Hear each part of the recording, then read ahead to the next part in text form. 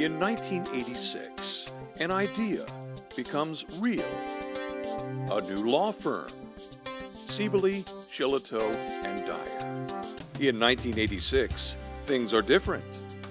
Ronald Reagan is president. And it has cleared the tower. It's the year of Challenger and Chernobyl. The year of a new Chief Justice.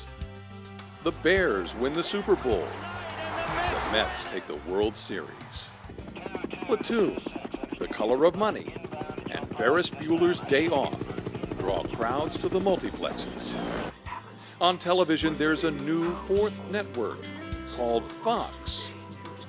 You can mail a letter for just 22 cents.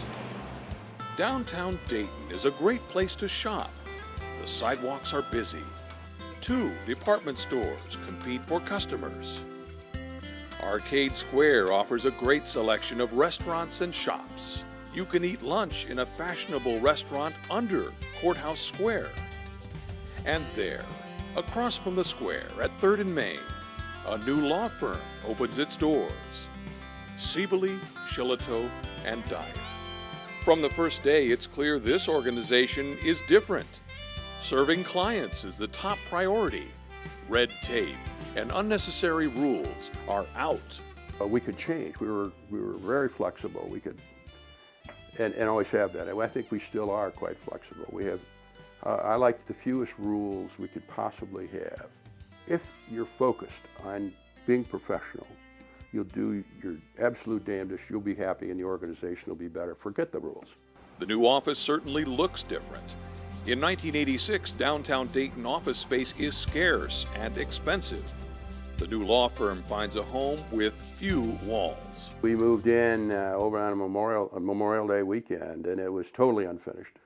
It was a wide open thing. There was a phone wire coming out of the ceiling, one phone, and there were no walls. There was one office with walls. Otherwise, there were no walls. It was just a wide open space.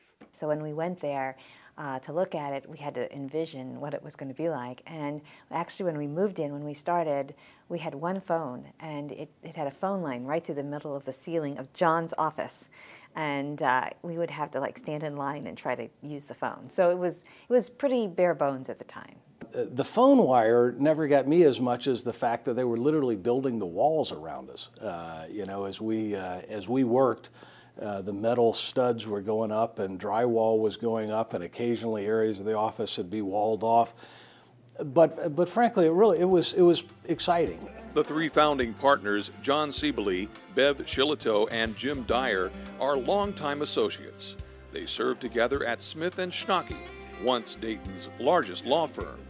But the 2 junior partners are working elsewhere when John Siebele makes plans for the new firm. Bev at that time was working at Mead in-house, and Jim was down in Atlanta at a large outstanding firm down there, King and Spalding, and they had worked for me. Or we worked together, and that's sort of the way we like to put it, is we had worked together, but I was the old person. Now, in the spring of 1986, Siebele, Shillitoe, and Dyer takes its first steps. Backed by the senior founding partners, 2 decades of legal experience and relationships. We had John Siebele and his clients, and fortunately he had some wonderful, loyal clients, and more importantly, clients that gave Bev and John and I a really challenging legal practice, which was, I think, as we talked about forming the firm, that was as important to us as anything. One of the firm's earliest victories provides a textbook example of a challenging case. Copeland Corporation of Sydney, Ohio, needs the firm's assistance to complete a very important transaction. All kinds of ramifications. And here we were, 3, and soon after we started a 4th, Bill Lambert, joined us. We had to do this. Essentially, we did it, and did it by ourselves. We accomplished that deal.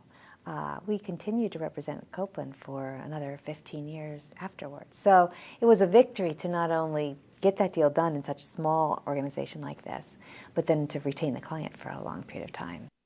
Encouraged by the early success of the Copeland deal, the firm soon gathers both confidence and many new business